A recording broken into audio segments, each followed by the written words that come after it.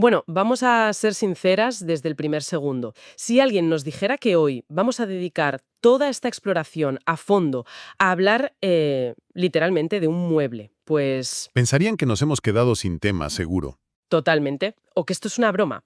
Pero es que hoy tenemos sobre la mesa un conjunto de apuntes que son fascinantes, un material que gira en torno a una fecha muy específica marcada en el calendario de nuestras fuentes, que es el 22 de febrero. Y según estos documentos, en esa fecha se conmemora algo llamado la Cátedra de San Pedro. Exacto, la cátedra. Y a ver, al leer esto por primera vez, confieso que la imagen mental que se dibuja es, no sé, la de un grupo de historiadores cantándole el cumpleaños feliz a un taburete de madera del siglo I. O sea, suena excentricidad absoluta. Sí, sí, es una reacción completamente natural. Y de hecho, digamos que es una paradoja brillante con la que podemos empezar a trabajar hoy.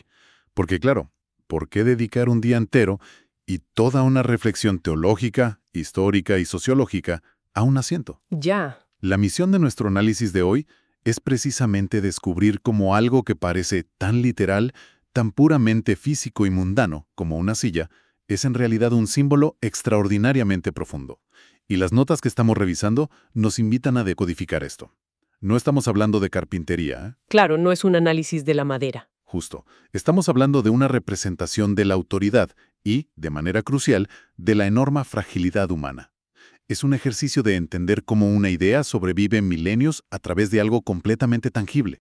Vale, pues vamos a desgranar esto porque el esquema que tenemos por delante tiene mucha miga.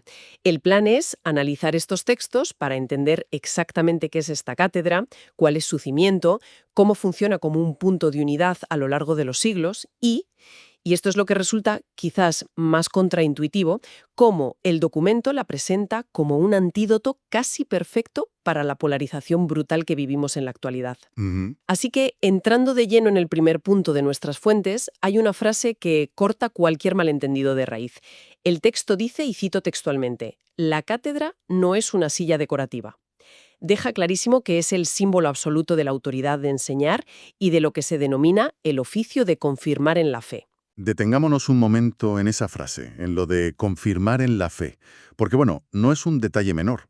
No se trata de un trono desde el cual un monarca dicta leyes arbitrarias o impone su voluntad sobre sus súbditos. No es una dictadura espiritual. Para nada. Es un lugar simbólico que encarna una responsabilidad inmensa, que es la de mantener la cohesión. Cuando el texto habla de celebrar esta fiesta, subraya que significa reconocer que, según la visión cristiana original, se quiso una iglesia visible. Y esta distinción entre lo visible y lo invisible es vital para comprender la supervivencia de cualquier movimiento histórico. Claro, porque la alternativa habría sido una mera filosofía abstracta, ¿verdad? O sea, un conjunto de ideas flotando por ahí en el ambiente que cualquiera puede interpretar libremente en su aislamiento, como, no sé, como quien lee a los estoicos hoy en día en su casa y saca sus propias conclusiones sin rendir cuentas a absolutamente nadie. Justamente eso. Una idea puramente abstracta tiene una esperanza de vida muy corta antes de fragmentarse. La propuesta aquí es una estructura con un fundamento histórico tangible, con rostros, con personas físicas reales, que a lo largo de los siglos mantengan viva y coherente esa enseñanza inicial. Se necesita, digamos, un anclaje en la realidad material para que la idea no se evapore con el tiempo. Y ese anclaje material nos lleva directamente al momento fundacional que citan los apuntes. Un momento muy específico situado geográficamente en Cesarea de Filipo. El documento extrae la famosa cita bíblica donde se le dice a Pedro, «Tú eres Pedro y sobre esta piedra edificaré mi iglesia». Es una frase que, a ver, culturalmente resuena muchísimo, pero el texto hace un hincapié tremendo en que esto no debe interpretarse como poesía literaria. Lo fascinante aquí es cómo las fuentes insisten en que esa declaración no es una metáfora vaga, Ya. ni un halago poética del momento. Es la creación de una institución. El documento desglosa lo que esta cátedra, esta piedra, significa en tres pilares que sostienen todo el andamiaje. ¿Qué serían? Continuidad, sucesión apostólica y unidad visible.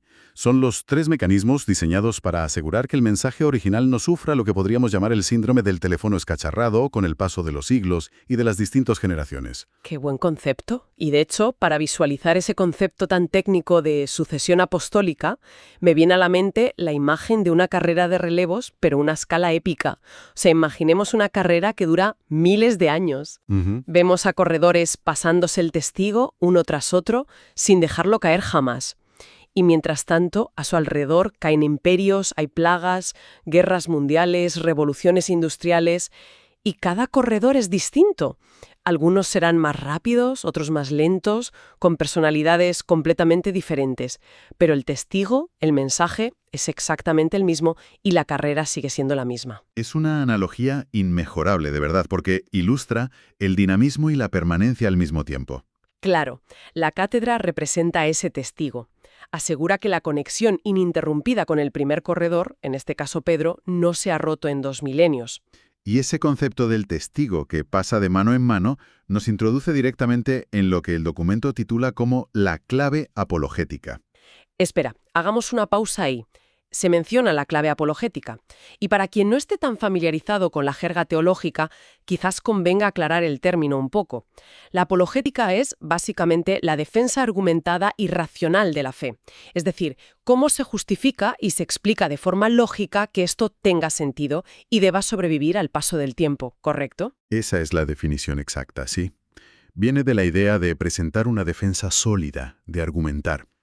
Y dentro de esta clave apologética, el análisis se vuelve profundamente sociológico respecto a cómo sobreviven las ideas en el tiempo. Hay una frase en las notas que es lapidaria. Dice, el cristianismo no es una idea dispersa. Uf, contundente. Mucho. Afirma que requiere, por pura necesidad existencial, de un centro y de un principio de unidad. Y esa declaración me parece clave. No es una idea dispersa. A ver, cualquier movimiento humano, por brillante o revolucionario que sean sus inicios, si no tiene un centro gravitacional, acaba fragmentándose en 1000 pedazos diferentes a medida que choca con diferentes culturas y egos humanos. Eso es historia pura. Totalmente. Según las notas, desde Pedro hasta el día de hoy, se reconoce en la figura del obispo de Roma, de quien ocupa esa silla, ese servicio central. Su función, insiste el texto, no es inventar nuevas doctrinas cada martes, sino ejercer ese servicio de confirmar, asegurando que el testigo de la carrera de relevos siga intacto. Y fíjate en el contraste que hace el texto al describir esa autoridad, porque me parece crucial para entender la propuesta completa.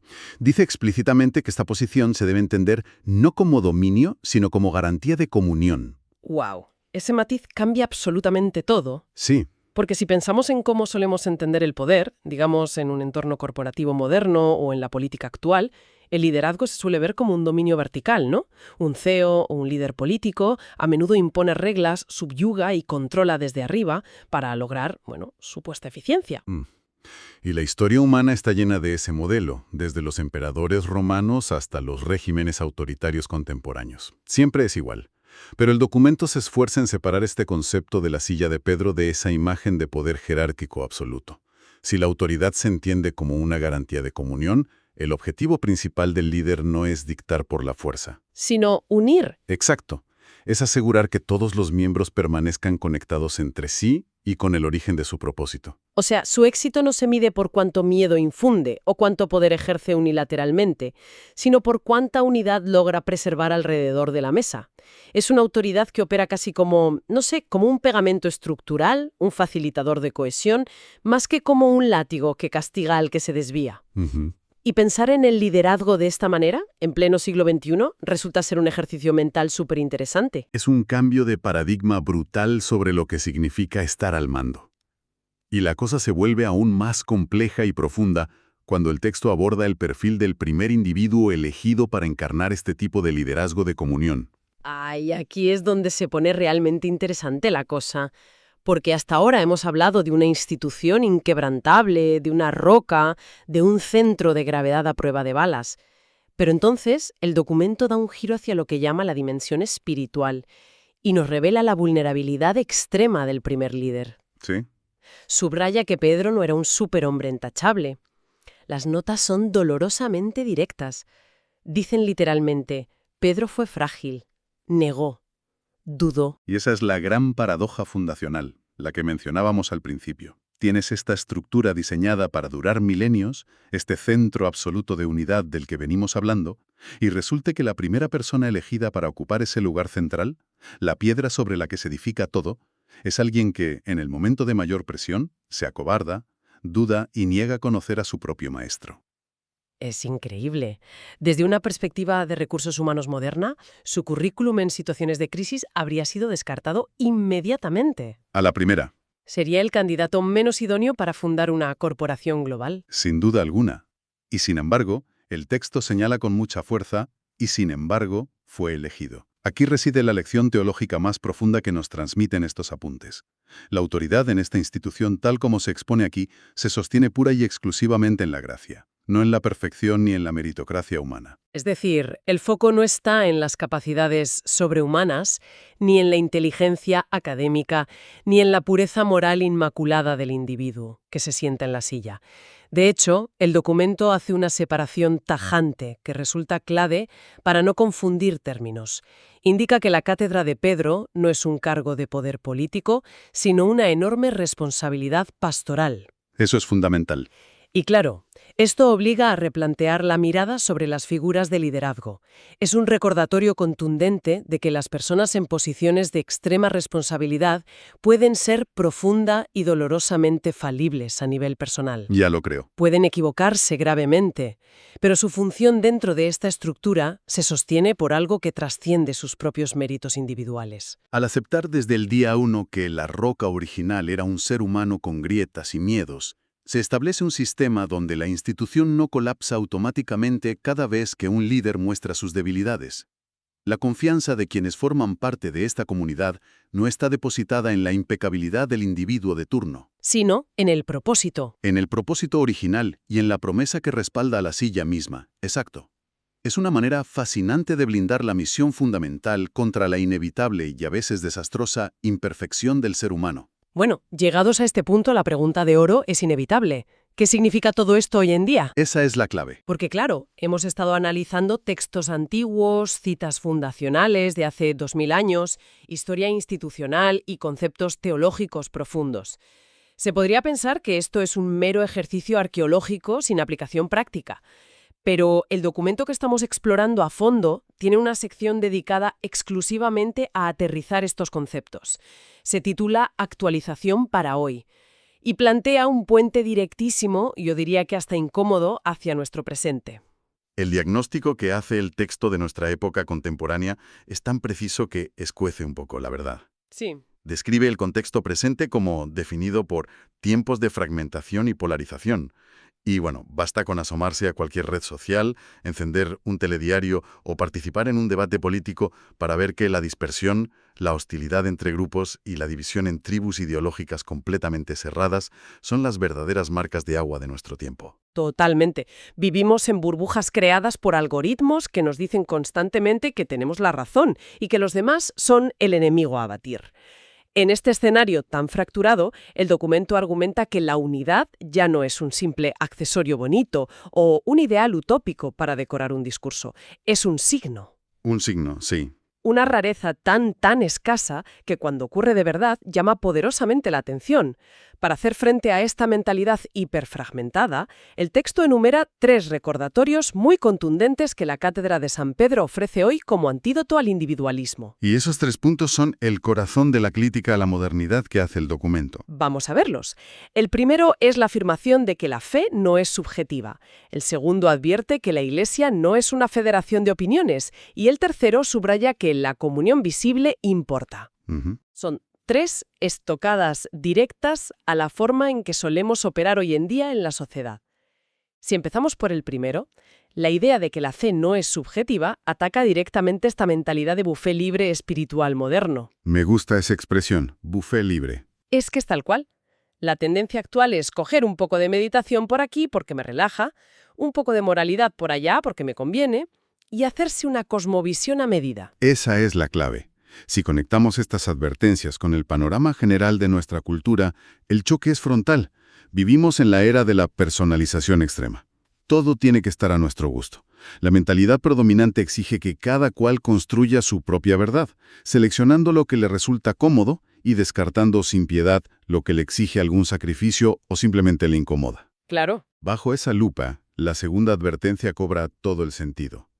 Cualquier comunidad tiende a verse hoy como esa federación de opiniones temporales de la que habla el texto. Como si fuera un foro de internet o un grupo de chat.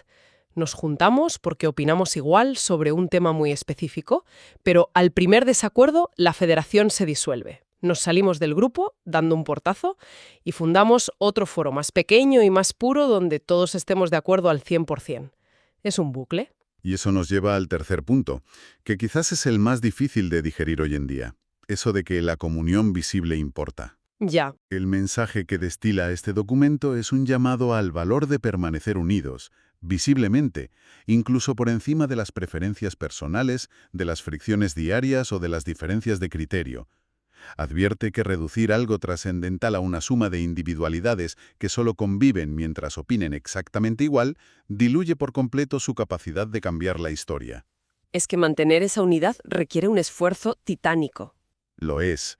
La comunión visible es el esfuerzo monumental de mantenerse sentados a la misma mesa, bajo el mismo techo, aunque cueste sangre, sudor y lágrimas. Es lo que otorga credibilidad al mensaje original, frente a un mundo que, a la mínima discrepancia, prefiere el divorcio ideológico y la formación de una nueva tribu. Qué síntesis tan fascinante del viaje que hemos hecho hoy a través de estos apuntes. Empezamos con un objeto físico, una simple silla celebrada en un día del calendario, y al ir desgranando las fuentes hemos acabado entendiendo un sistema complejísimo y profundamente contracultural. Un sistema que entrelaza la necesidad absoluta de un centro de unidad, la primacía de la gracia sobre la tiranía del mérito, la aceptación realista de la imperfección humana y, finalmente, un modelo de resistencia activa frente a la fragmentación y la polarización que nos ahogan hoy en día. Es sorprendente, la verdad, cómo las fuentes logran condensar tanta profundidad sociológica e histórica en un solo símbolo. Y fíjate que las notas se despiden de una manera muy evocadora, en una pequeña sección que el autor titula Cierre contemplativo o Memorandum itineraris. Que vendría a ser como... Como un recordatorio para llevarse en el viaje, en el camino. Qué bonito. Sí, lo es. Cita una antigua máxima en latín que resume a la perfección todo lo que hemos expuesto hoy. Dice ubi Petrus ibi ecclesia, que se traduce como donde está Pedro, está la iglesia. Es la encapsulación perfecta de esa centralidad y de la necesidad vital de un punto visible de referencia. Y el documento finaliza con una brevísima petición que resulta enormemente elocuente dada la tendencia humana a la división. Dice, Señor, enséñanos a amar la unidad. Una conclusión que, se mire desde la perspectiva que se mire, resuena profundamente en un mundo tan agrietado.